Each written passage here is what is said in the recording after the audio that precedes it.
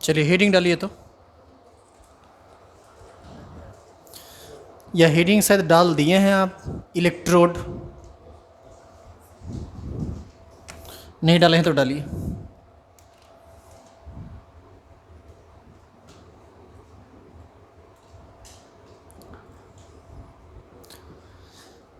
पिछले 2-3 दिन से जो भी क्लास हुआ है अभी तक इलेक्ट्रोकेमिस्ट्री का, उसमें ये वर्ड बार बार सुनने के लिए मिला है, इलेक्ट्रोड इलेक्ट्रोड। आज हम इलेक्ट्रोड के बारे में ही पूरा इसका पूरा फंक्शन जानेंगे, इसके बारे में पूरा डिटेल में जानेंगे कि ये इलेक्ट्रोड होता क्या है। और ये बेहद आसान चीज़ है, बहुत भारी नहीं है, आप इसको बहुत आसानी से समझ सकते हैं। आपका लेक्चर नंबर 4 है क्या इस चैप्टर का?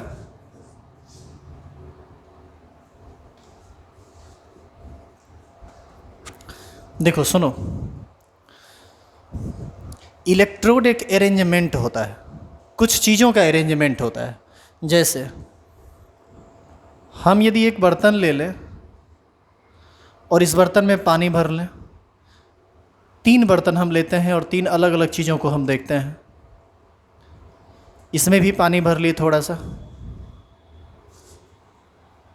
एक और बर्तन ले लिए और इसमें भी पानी भर ली थोड़ा सा। आप इस तीनों में अलग अलग साल्ट डाल दो। आप इसमें डाल दो ZnSO4, टूट जाएगा Zn++ और SO4 माइनस माइनस में। इसमें डाल दीजिए CuSO4, टूट जाएगा Ca++ और SO4 माइनस माइनस में।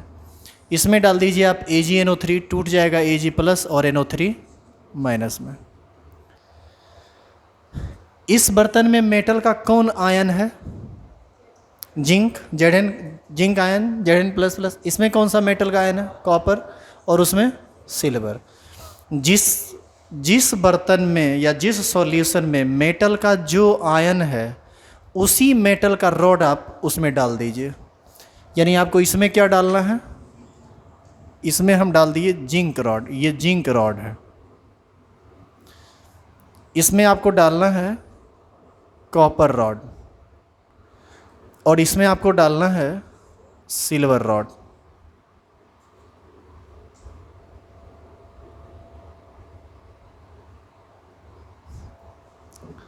Ag rod. तो ये तीनों अलग अलग इलेक्ट्रोड है। इसी इलेक्ट्रोड का नाम हो जाएगा Ag electrode, sorry zinc electrode. इसका नाम होगा कॉपर इलेक्ट्रोड, और इसका नाम क्या होगा? Silver electrode. तो अब आपको एक सिंपल वे समझ में आ गया होगा कि हम इलेक्ट्रोड किसको कहते हैं। इलेक्ट्रोड एक अरेंजमेंट है, एक व्यवस्था है, एक ऐसी व्यवस्था है जिसमें किसी भी एलिमेंट को हम उसी एलिमेंट के आयन वाले सॉल्यूशन में एक दूसरे के साथ संपर्क में रखते हैं। जैसे जिंक का रॉड है तो जिंक के आयन वाले सॉल्यूशन के संपर्क में है, कॉपर का रॉड है तो कॉपर आयन वाले सॉल्यूशन के संपर्क में है, और यहाँ पर सिल्वर रॉड है तो यहाँ पर सिल्वर आयन के संपर्क में है। तो ये एक ऐसी व्यवस्था है, ये एक ऐसा अरेंजमेंट है जिसमें कोई एलिमेंट अपने ही आयन वाले सॉल्यूशन में डूबा हुआ रहता है या एक दूसरे के संपर्क में रहता है। तो आप प्रॉपर इसका डेफिनेशन लिख लेंगे। पहले एरो दीजिए और लिखिए। लिखिए an arrangement in which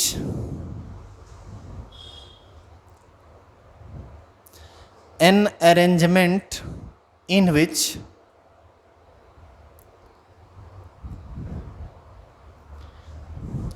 an element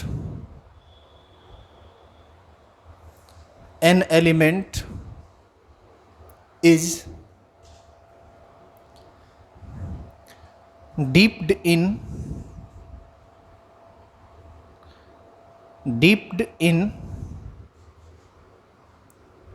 its own ion solution,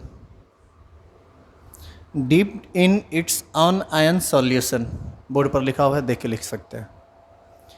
An arrangement in which an element is dipped in its own ion solution is called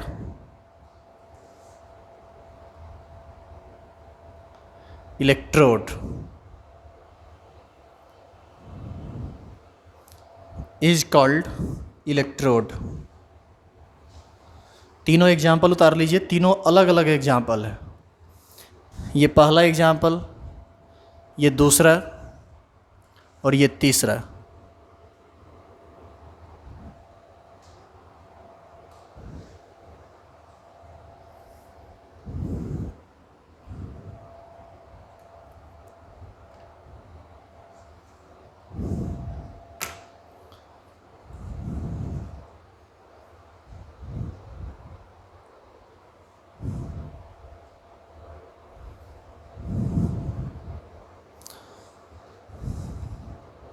तीनों एग्जाम्पल उतार लीजिए, फिर आगे बढ़ेंगे। अब आपके दिमाग में एक क्वेश्चन आ सकता है कि सर ये क्या ज़रूरी है कि जो रॉड हम लिए हैं उसी का आयन उसके सॉल्यूशन में है?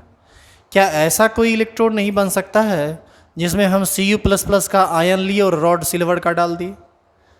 यानी कुछ बातें बदल के क्या ये काम किया जा सकता है?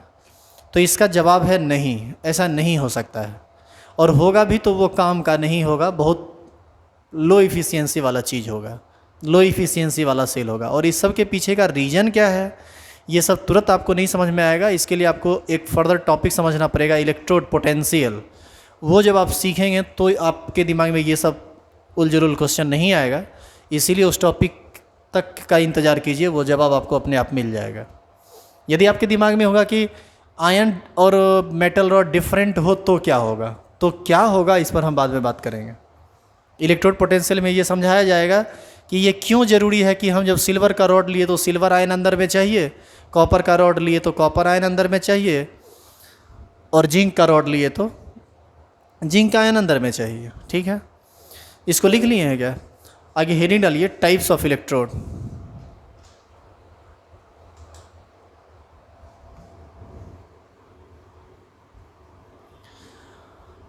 बाबू ये इलेक्ट्रोड कई प्रकार का होता है, अलग अलग कई तरह का होता है इलेक्ट्रोड, जिसमें 2-4 हमारे लिए ज़रूरी है और उस सभी इलेक्ट्रोड को हम लोग देखेंगे। इसमें हमारा जो सबसे पहला हेडिंग है वह है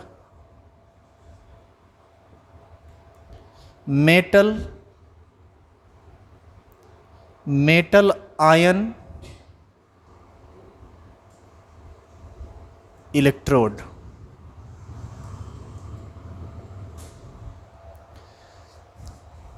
metal ion electrode.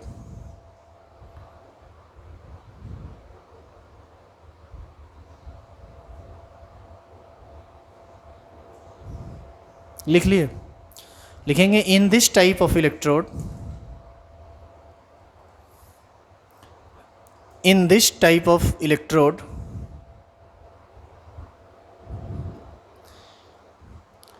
metal rod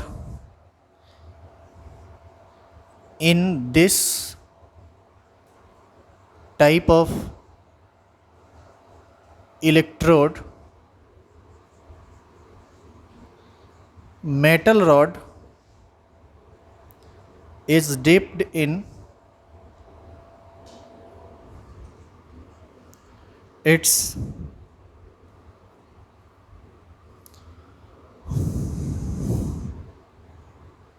एक मिनट रुक जाइए।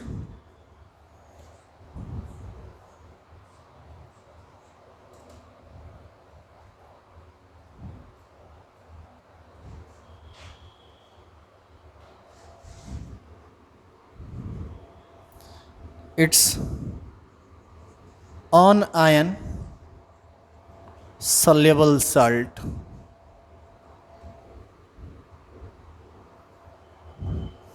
In this type of electrode, metal rod is dipped in its anion soluble salt solution. अब ये क्या लिखा हुआ है ये तो खैर आप समझ रहे हैं, लेकिन आप उसको फिगर पर देखिए कि उसका क्या मतलब है।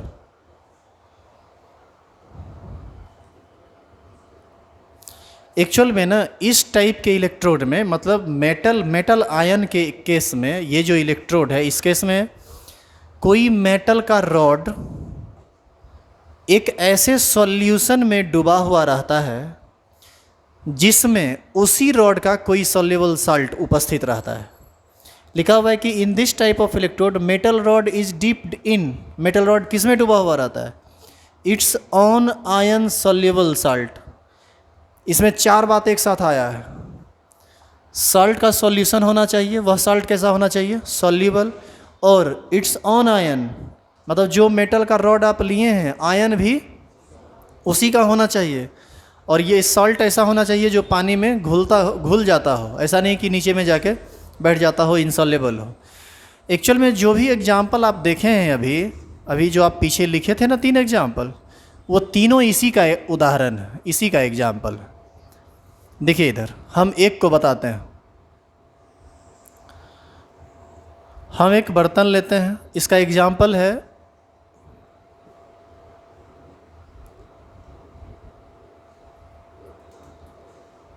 एजी इलेक्ट्रोड।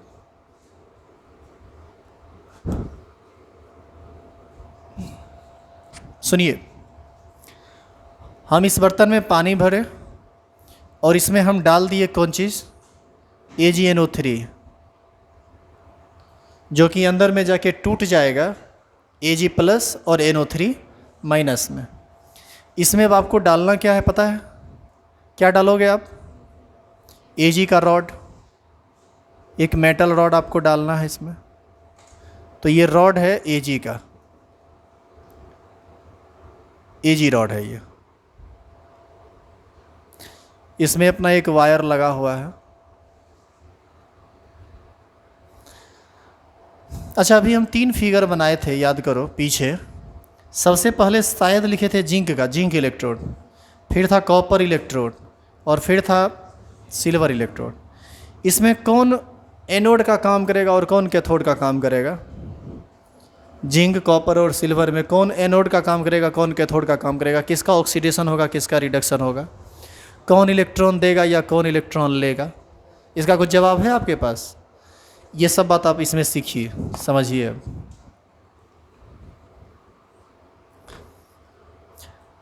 देखो,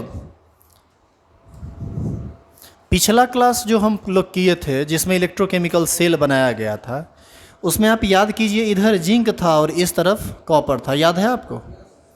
और जब ये केमिकल रिएक्शन करना स्टार्ट किया था तो Zn जो है वह कन्वर्ट कर गया था Zn++ में, और Cu++ ये 2 इलेक्ट्रॉन निकाला था, और यही 2 इलेक्ट्रॉन गेन करके Cu++ कन्वर्ट कर गया था Cu सॉलिड में। ऐसा ही कुछ ना हुआ था? सबसे पहले तुम एक जो तुम्हारे दिमाग में मिसकंसेप्शन भर गया होगा अभी तक, उसको पहले तुम निकाल लो। देखो, कोई भी मेटल एटम कभी भी इलेक्ट्रॉन गेन नहीं करता है। इलेक्ट्रॉन देने वाले को हम कहते हैं कि उसका ऑक्सीडेशन हो गया, और जो इलेक्ट्रॉन लेता है उसको हम लोग कहते हैं रिडक्शन हो गया। पिछला केस में जिंक इलेक्ट्रॉन दिया था और Cu++ इलेक्ट्रॉन को गेन किया था, तो एक मेटल दिया, दूसरा लिया। लेकिन लेने और देने के प्रोसेस में थोड़ा यदि बारीकी से जांच किया जाए तो देने वाला चीज़ एटम था, जिंक था, एलिमेंट था, और इलेक्ट्रॉन को गेन करने वाला चीज़ एटम नहीं था, Cu++ आयन था। एक्चुअल में कोई भी मेटल एटम इलेक्ट्रॉन गेन नहीं करता है। मेटल एटम की तो परिभाषा ही यही है, जो हमेशा इलेक्ट्रॉन देता है, और जो देता है उसका हम कहते हैं ऑक्सीडेशन होता है, और जो इलेक्ट्रॉन गेन करता है उसका हम कहते हैं रिडक्शन होता है। ऐसी स्थिति में यहाँ पर जिंक का ऑक्सीडेशन हुआ और कॉपर का रिडक्शन हुआ। तो सवाल ये पैदा होता है कि जिंक इलेक्ट्रॉन दिया और कॉपर इलेक्ट्रॉन लिया, ऐसा क्यों? कॉपर इलेक्ट्रॉन ले कैसे लिया? तो सबसे पहली बात कि कॉपर का एटम इलेक्ट्रॉन नहीं लिया है, कॉपर का आयन इलेक्ट्रॉन लिया है, और आयन इलेक्ट्रॉन ले सकता है। दूसरी बात, लिया क्यों? कल जिंक इलेक्ट्रॉन दिया था और कॉपर लिया था, ऐसा इसलिए क्योंकि कॉपर की तुलना में जिंक जो है वह ज़्यादा रिएक्टिव होता है, वह ज़्यादा एक्टिव होता है, मतलब रिएक्शन करने के लिए इलेक्ट्रॉन देने की टेंडेंसी जिंक की ज़्यादा होती है और कॉपर की कम होती है। तो जिसकी टेंडेंसी इलेक्ट्रॉन देने की ज़्यादा थी वो इलेक्ट्रॉन दे दिया, तो जिंक इलेक्ट्रॉन दिया। अब जिंक जब इलेक्ट्रॉन दिया तो वो 2 इलेक्ट्रॉन हवा में तो रहेगा नहीं, स्वतंत्र अवस्था में तो रहेगा नहीं, तो वैसी स्थिति में जो सामने वाला जो आयन था कॉपर का, वह उस इलेक्ट्रॉन को गेन कर लिया और लेन देन का प्रोसेस पूरा हुआ। जिंक इलेक्ट्रॉन दिया और कॉपर इलेक्ट्रॉन लिया। यदि जिंक से, जो मिसकंसेप्शन है अब उसको दूर कीजिए, यदि जिंक से भी कोई पावरफुल चीज़ इधर होता, मतलब जिसकी क्षमता जिंक से भी ज़्यादा इलेक्ट्रॉन देने की होती, तब पता है क्या होता? तब जिंक को इलेक्ट्रॉन लेना पड़ता और जो सामने वाला था वह इलेक्ट्रॉन देता। तो जिंक का हो जाता रिडक्शन और इधर वाले का हो जाता ऑक्सीडेशन। यहाँ से आपको एक्चुअल में हम यह बात समझाना चाह रहे हैं कि कोई भी एक इलेक्ट्रोड, जैसे ये इलेक्ट्रोड हो गया या ये इलेक्ट्रोड हो गया, तो एक बार हम देखें कि इसका ऑक्सीडेशन हुआ है, इसका ये मतलब नहीं है कि उसका हर बार ऑक्सीडेशन होगा। उसका ऑक्सीडेशन होगा या उसका रिडक्शन होगा, यह इस बात पर निर्भर करता है कि उसके सामने में कैसा इलेक्ट्रोड लगा हुआ है। इसके सामने में जो लगा हुआ है यह इससे ज़्यादा रिएक्टिव तो नहीं है। यदि इससे ज़्यादा रिएक्टिव हो गया तो दाव उल्टा पड़ जाएगा, इसको इलेक्ट्रॉन लेने की बजाय देने की बजाय इलेक्ट्रॉन लेना पड़ जाएगा। मतलब इसका ऑक्सीडेशन होगा या इसका ऑक्सीडेशन होगा, ये डिपेंड करता है दोनों को जब हम मिलाएंगे तो इस बात पर कि दोनों में रिएक्टिव कौन है। जो ज़्यादा रिएक्टिव होगा वो इलेक्ट्रॉन दे देगा, जो उससे कम होगा वो इलेक्ट्रॉन गेन करेगा। तो यदि हम आपसे ये पूछें कि सिल्वर जो एक इलेक्ट्रोड है, यह इलेक्ट्रॉन देगा या इलेक्ट्रॉन लेगा, मेरे कहने का मतलब इस वायर के थ्रू इलेक्ट्रॉन अंदर आएगा या इस वायर के थ्रू इलेक्ट्रॉन बाहर जाएगा, बताइए ये इलेक्ट्रॉन लेगा या देगा? यदि ये अकेला है तो ये क्लियर आप नहीं कह सकते हैं कि यह इलेक्ट्रॉन देगा या इलेक्ट्रॉन लेगा। बात समझ में आ रही है? पहले सामने वाला कोई इलेक्ट्रोड आएगा, हम चेक करेंगे कि उसमें कौन सा मेटल है और उस मेटल की रिएक्टिविटी सिल्वर से ज़्यादा है या सिल्वर से कम है। यदि मेटल की रिएक्टिविटी सिल्वर से ज़्यादा होगा तो निश्चित रूप से इसको इलेक्ट्रॉन लेना पड़ेगा, और सामने वाले की रिएक्टिविटी यदि सिल्वर से कम होगी तो निश्चित रूप से यह इलेक्ट्रॉन देगा। मतलब यह इलेक्ट्रॉन ले भी सकता है और इलेक्ट्रॉन दे भी सकता है। मतलब यह एनोड का भी काम कर सकता है और कैथोड का भी काम कर सकता है। मतलब इसका ऑक्सीडेशन भी हो सकता है और इसका रिडक्शन भी हो सकता है। लेकिन एक बार में होगा तो कोई एक ही चीज़ ना, या तो ऑक्सीडेशन या फिर रिडक्शन। क्या दोनों काम होगा? क्या इलेक्ट्रॉन ले भी लिया दे भी दिया? सामने वाला कोई यदि फिक्स करेंगे तो या तो इलेक्ट्रॉन देगा या फिर इलेक्ट्रॉन लेगा। मान लीजिए कि यदि इसका ऑक्सीडेशन हुआ, यानी ये इलेक्ट्रॉन दिया है, तो इलेक्ट्रॉन देगा तो ऑक्सीडेशन हाफ में नहीं आएगा। तो ये इलेक्ट्रॉन देगा कैसे? इलेक्ट्रॉन देने के लिए सिल्वर एटम जो है यह कन्वर्ट कर जाएगा Ag+ में, और एक इलेक्ट्रॉन जो निकलेगा वही इलेक्ट्रॉन इस वायर के थ्रू आगे फॉरवर्ड हो जाएगा। यानी कैसा रिएक्शन होगा? इसी तरह से ना कि Ag सॉलिड ये कन्वर्ट कर जाएगा Ag+ में और साथ साथ एक इलेक्ट्रॉन को रिलीज करेगा। बोलिए कोई दिक्कत है इसमें? लेकिन यदि ये इलेक्ट्रॉन लेने का काम किया तब क्या होगा, सो बताओ तो। इधर से कोई इलेक्ट्रॉन दे दिया इसको, सामने वाला ज़्यादा रिएक्टिव है और उधर से इलेक्ट्रॉन इधर आ गया, तब क्या होगा? तब जो इलेक्ट्रॉन आया है इस रॉड में आएगा, और इस रॉड में आने के पश्चात जैसे ही Ag यहाँ पर इलेक्ट्रॉन आएगा, इसमें जो Ag+ है वह Ag+ उस इलेक्ट्रॉन को गेन करेगा और Ag के रॉड में Ag जाके चिपक जाएगा, सट जाएगा। तो ऐसी स्थिति में रिएक्शन रिवर्स कर जाएगा और तब वो ऑक्सीडेशन हाफ नहीं बल्कि रिडक्शन हाफ होगा, और रिएक्शन जस्ट इसका रिवर्स हो जाएगा, क्योंकि ऑक्सीडेशन का जस्ट रिवर्स रिडक्शन होता है। और सेम केस में तो साफ बदल जाएगा, यानी Ag+ एक इलेक्ट्रॉन को गेन करेगा और कन्वर्ट कर जाएगा किस में? Ag सॉलिड में। तो यहाँ पर ये रिएक्शन भी हो सकता है और ये रिएक्शन भी हो सकता है। ये किस बात पर डिपेंड करता है बताओ?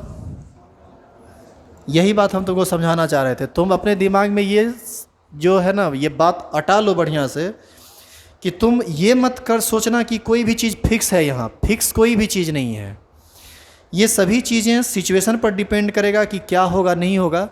और हम एक बार देख लिए कि जिंक इलेक्ट्रॉन दिया है और कॉपर लिया है, तो ये बात हमेशा के लिए संभव नहीं है। हालांकि जिंक और कॉपर के केस में 99% केस में हमेशा जिंक इलेक्ट्रॉन देता है और कॉपर इलेक्ट्रॉन लेता है, लेकिन फिर भी हम कह रहे हैं कि ये फिक्स नहीं है कि हमेशा वो इलेक्ट्रॉन देगा ही। ये इस बात पर डिपेंड करेगा कि सामने वाला कैसा है, इलेक्ट्रॉन लेने वाला या इलेक्ट्रॉन देने वाला, या उससे पावरफुल है क्या। अब कोई एक लड़का यहाँ खड़ा है और हम कहेंगे कि ये जीत जाएगा, हम कहेंगे हार जाएगा। अरे भाई, जीत जाएगा या हार जाएगा ये इस बात पर निर्भर करता है कि सामने में है कौन। अभी तो सामने में कोई है ही नहीं। आई बात समझ में? इसको उतार लीजिए। मतलब हम देखो, ओवरऑल हम ये समझाना चाह रहे थे कि कोई भी इलेक्ट्रोड, यदि तुम सिंगल हाफ इलेक्ट्रोड की बात करते हो, तो इलेक्ट्रोड यदि तुम कहते हो तो वहाँ पर तुम दिमाग से ये निकाल दो कि वहाँ इलेक्ट्रॉन लेने या देने का प्रोसेस होगा। वहाँ दोनों में से कोई एक प्रोसेस होगा, या तो वो इलेक्ट्रॉन देगा या फिर इलेक्ट्रॉन लेगा। लेकिन तुम फिक्स रूप से किसी के लिए भी ये नहीं कह सकते हो कि ये इलेक्ट्रॉन हमेशा देगा ही या ये इलेक्ट्रॉन हमेशा लेगा ही। ये सामने वाले पर डिपेंड करेगा।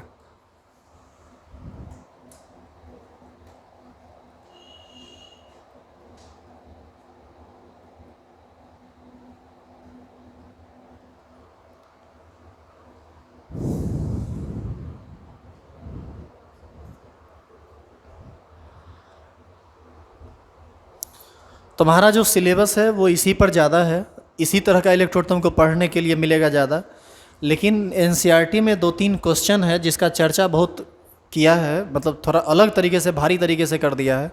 यदि आप दूसरा टाइप नहीं पढ़ेंगे तो आपको फिर समझ में नहीं आएगा। फिर तीसरा टाइप आपके लिए बेहद इंपॉर्टेंट है।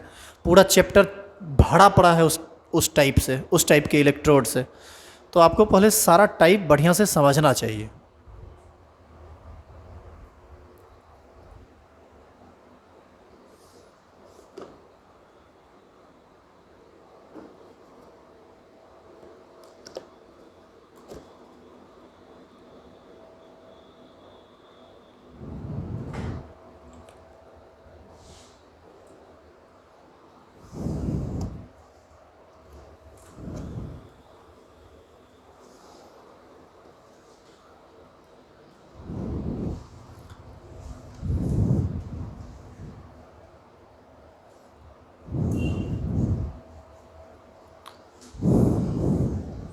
हो गया, लिख लिए। दूसरा लिखेंगे, लिखिए मेटल आयन। दूसरा टाइप है ये metal ion insoluble salt electrode.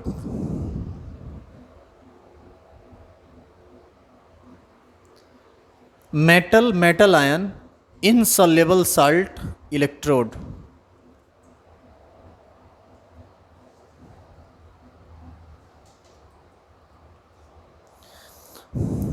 अच्छा, अभी इसमें हम क्या डाले थे अंदर में? AgNO3 ना डाले थे। यहाँ पर ये AgNO3 जो है ना, यह सॉल्युबल होता है।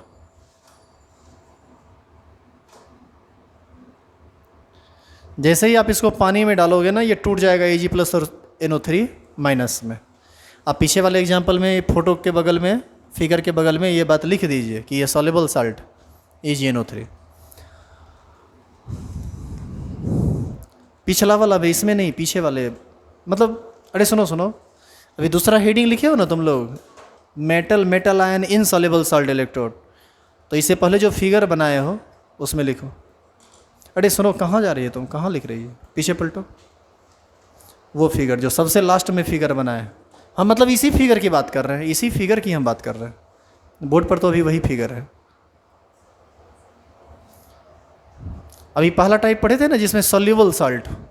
अब देखो, ये एक ऐसा इलेक्ट्रोड होता है जिसमें इनसॉल्युबल साल्ट होता है। जैसे हेडिंग डालिए AgCl इलेक्ट्रोड। नहीं, रुको, डिफिनीशन नहीं ना लिखे हो, लिखो तो नीचे में लिखेंगे, इन this type of electrode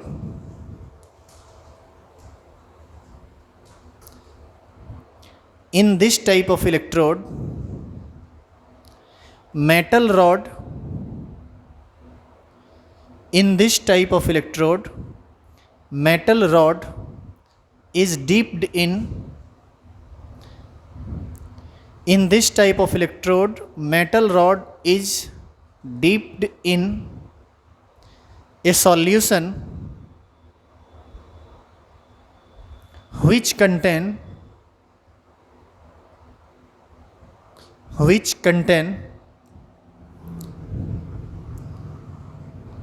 an insoluble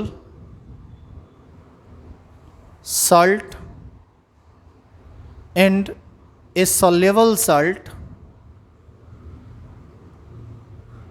having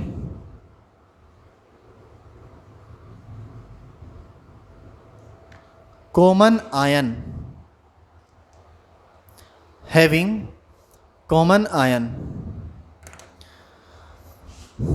अब जो डेफिनीशन आप लिखें एग्जाम्पल में लिख दीजिए। अब आप AgCl इलेक्ट्रोड,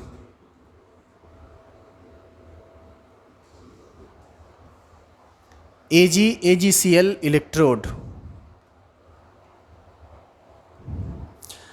अब जो डेफिनीशन लिखे उस डेफिनीशन के अनुसार आप बात को समझिए। कहता है कि in this type of electrode metal rod is dipped in A solution having an insoluble salt. एक साल्ट आप ले लीजिए जो इनसॉल्युबल हो, जैसे यहाँ पर AgNO3 लिए थे ना, यहाँ पर आप ले लीजिए AgCl। AgCl बाबू सॉलिड होता है, ये पानी में घुलता उलता नहीं है, या बहुत कम घुलता है। बहुत कम घुलने वाले को जनरली हम लोग इनसॉल्युबल के कैटेगरी में रखते हैं। और कहता है कि एक और साल्ट लीजिए जो सॉल्युबल हो, जैसे KCl एक्वस, AQ डॉट लिख दिए हम, मतलब एक्वस मतलब ये घुलता है, ये कम्प्लीटली टूट जाएगा K+ और Cl- में, और ये पार्शियली टूटता है या नहीं टूटता है।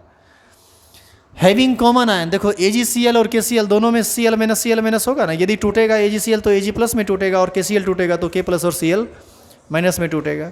इसी इलेक्ट्रोड को हम लोग कहते हैं metal ion insoluble salt electrode. अब देखिए, हमारे लिए ये जानना बेहद ज़रूरी है कि अच्छा इसमें कौन सॉल्युबल है और कौन इनसॉल्युबल है। ये है इनसॉल्युबल, फिगर बना के ये बात लिख दीजिए, और ये है सॉल्युबल साल्ट।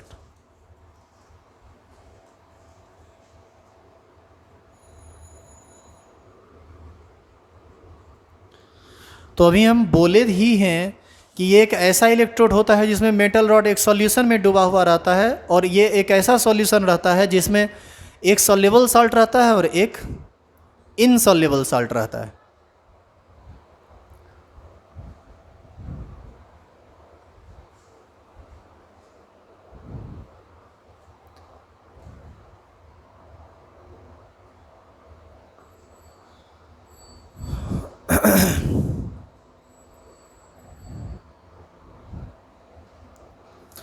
अब हमारे लिए ये जानना बेहद ज़रूरी है कि यह जब इलेक्ट्रॉन लेगा तब क्या होगा और इलेक्ट्रॉन देगा तब क्या होगा, मतलब रिएक्शन क्या होगा, मतलब ऑक्सीडेशन हाफ रिएक्शन क्या होगा और रिडक्शन हाफ रिएक्शन क्या होगा। और अभी हम थोड़ी देर पहले ही ना बोले हैं कि कोई भी इलेक्ट्रोड इलेक्ट्रॉन ले भी सकता है और इलेक्ट्रॉन दे भी सकता है। तो हमको चेक करना पड़ेगा ना आखिर कि ये आखिर कैसे इलेक्ट्रॉन ले भी सकता है और इलेक्ट्रॉन दे भी सकता है, इसका तरीका क्या है। तो इसका तरीका समझिए कि ये कैसे इलेक्ट्रॉन का लेन देन करता है, इस बात को समझिए। आप लिख चुके हो, इसको लिखना शुरू करें हम जी। AgCl सॉलिड होता है, और जो चीज़ सॉलिड होता है वो बहुत कम अमाउंट में घुलता है और रिवर्सिबल होता है वो रिएक्शन। ये Ag+ में कन्वर्ट करेगा और Cl- में कन्वर्ट करेगा। जैसे ही हम रिवर्सिबल का साइन लगा दिए, समझ लीजिए AgCl एक तो सॉलिड है, ये बहुत कम घुलता है, लेकिन साइंस मानता है कि कोई भी ऐसा चीज़ नहीं जो घुलता नहीं हो। अरे 2 करोड़ में 10 मॉलिक्यूल टूटेगा, लेकिन टूटेगा जरूर। अब 2 करोड़ में यदि 10 टूटा तो वो बहुत कम टूटा, ऑलमोस्ट नहीं टूटा वो। तो हम लोग इसको इनसॉल्युबल के अंतर्गत रखते हैं, लेकिन फिर भी वो कुछ अमाउंट में डिसोसिएट करता है। और हमेशा इस टाइप के चीज़ों का जब आप डिसोसिएशन कराते हैं तो आपको रिवर्सिबल साइन दिखाना पड़ता है, क्योंकि ये रिवर्सिबल प्रोसेस होता है। अब बताइए, जो चीज़ टूटा ये Ag+, यदि ये Ag+ एक इलेक्ट्रॉन को गेन कर ले तो क्या बना देगा बताइए तो? Ag सॉलिड बनाएगा। अब आप दोनों रिएक्शन को जोड़ दीजिए। अब पहले समझिए आप, जैसे ये AgCl, यही AgCl है ना, ये ऑलमोस्ट नहीं टूटता है लेकिन बहुत कम अमाउंट में टूटा। मान लो ये टूट गया किस में, Ag प्लस में और Cl माइनस में। अब ये जो Ag प्लस बना, इलेक्ट्रॉन आया होगा तो ये इलेक्ट्रॉन रॉड में आया होगा, यही Ag प्लस उस इलेक्ट्रॉन को गेन किया होगा और ये Ag उसमें जाके चिपक गया होगा और Ag सॉलिड का निर्माण कर दिया होगा। तो अब आप इस दोनों रिएक्शन को जोड़िए तो आपको ऐसा मिलेगा। देखो तो AgCl solid plus Ag plus electron, reversible का साइन है यहाँ पर, आप इसको जोड़ सकते हैं। इसलिए जोड़ सकते हैं क्योंकि AgCl से ही ना जो Ag बना है वही Ag ना इलेक्ट्रॉन को गेन किया है। तो दोनों के रिएक्शन को दिखाने के लिए साथ हम जोड़ सकते हैं इसको, और ये बना देगा कौन सी बताओ, Ag प्लस Cl माइनस और प्लस Ag सॉलिड। क्या इसमें किसी को दिक्कत है? कुछ कट जाएगा क्या यहाँ? क्या कटेगा? Ag प्लस से Ag प्लस कट जाएगा और बचेगा क्या बताओ? AgCl सॉलिड प्लस इलेक्ट्रॉन, ये कन्वर्ट कर रहा है Ag solid plus Cl minus में। यानी फाइनली रिएक्शन हमको मिला कि AgCl सॉलिड एक इलेक्ट्रॉन गेन करेगा, Ag सॉलिड का निर्माण करेगा और Cl माइनस का निर्माण करेगा। कोई दिक्कत है इसमें? अब आप ये बताइए कि ये एक हाफ रिएक्शन है या फुल रिएक्शन है? कैसे आपको लगा ये हाफ रिएक्शन है? क्योंकि इसमें सिर्फ इलेक्ट्रॉन लेने की बात हुई है। दूसरी बात, इस रिएक्शन में हमको इलेक्ट्रॉन दिख रहा है। अब ये रिडक्शन है या ऑक्सीडेशन है? इलेक्ट्रॉन रिएक्टेंट के तरफ है, मतलब ये रिडक्शन हाफ। तो इसका ऑक्सीडेशन हाफ क्या होगा? जस्ट इसका उल्टा। तो ये उल्टा में क्या होगा बताइए? Ag सॉलिड Cl माइनस के साथ रिएक्शन करेगा और रिएक्शन करके AgCl सॉलिड और प्लस इलेक्ट्रॉन का निर्माण करेगा। तो ये आपका हो गया ऑक्सीडेशन,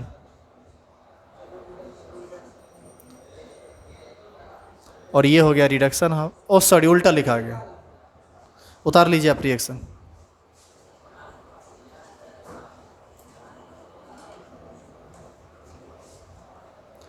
इसी का एक और एग्जाम्पल है जो बहुत ज़रूरी है, कैलोमेल इलेक्ट्रोड उसको बोलते हैं। तो ये इलेक्ट्रोड का जब भी काम करेगा और रिडक्शन का जरूरत पड़ेगा तो आपको ये रिएक्शन लिखना है, और ऑक्सीडेशन का जरूरत पड़ेगा तो ये रिएक्शन लिखना है।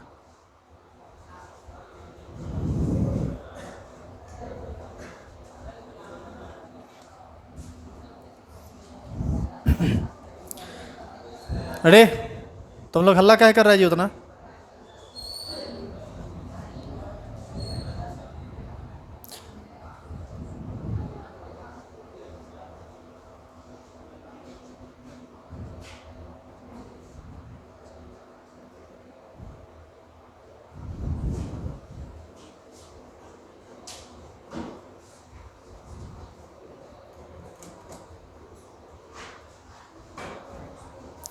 आप लोग अंदर आके बैठ जाओ।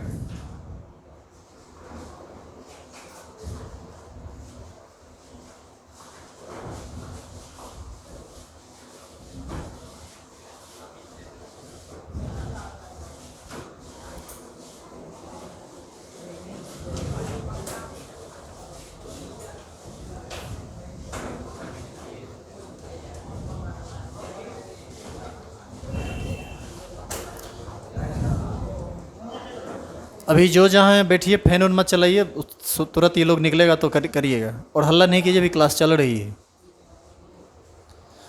सुनिए अब आप लोग, ये इलेक्ट्रॉन लेने वाला रिएक्शन हुआ और ये इलेक्ट्रॉन देने वाला रिएक्शन हुआ, यानी ये रिडक्शन और ये ऑक्सीडेशन।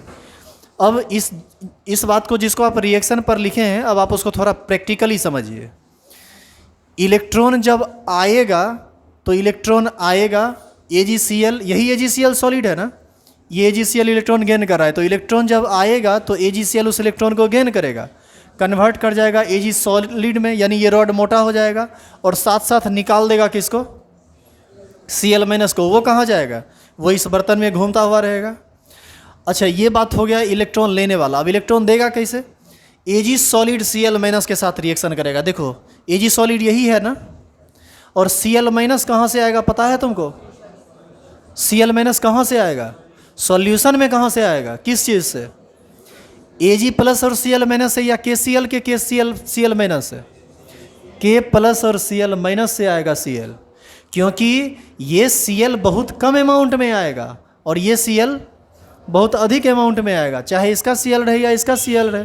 तो Ag और Cl माइनस रिएक्शन करेगा, Ag सॉलिड और Cl माइनस रिएक्शन कर रहा है, बना देगा AgCl जो कि नीचे जाके बैठ जाएगा और साथ साथ एक इलेक्ट्रॉन रिलीज करेगा जो इस माध्यम से निकलकर सर्किट को पूरा करेगा। क्या बात समझ में आ रही है? इस प्रकार से एक बार ऑक्सीडेशन हो जाएगा और एक बार रिडक्शन हो जाएगा। और क्या करेगा ये इस बात पर निर्भर करेगा कि सामने वाला कैसा है, वह इलेक्ट्रॉन देने वाला चीज़ है या इलेक्ट्रॉन लेने वाला चीज़ है, उसी हिसाब से ये काम होगा। सुनो, ये इसका पहला एग्जाम्पल था। एग्जाम्पल नंबर इसको 1 कर देना तुम। इसका कल बताया जाएगा एग्जाम्पल नंबर 2। यदि आप ये नहीं समझे एग्जाम्पल नंबर 2, एनसीईआरटी का 2-3 प्रॉब्लम आपसे नहीं बनेगा और वो थोड़ा ज़्यादा खतरनाक है, वो एक अलग टाइप का चीज़ है। आइए कल नहीं, हाँ कल क्लास खुली हुई है, कल संडे है, क्लास खुली हुई। और शाम में तो टीचर्स डे के लिए आना है, तो आप प्लानिंग किए ही हैं, तो उसको आप बोलने की क्या ज़रूरत है। शाम में आप लोगों को कितने बजे आना है? आप लोग का टाइमिंग 4 बजे से है।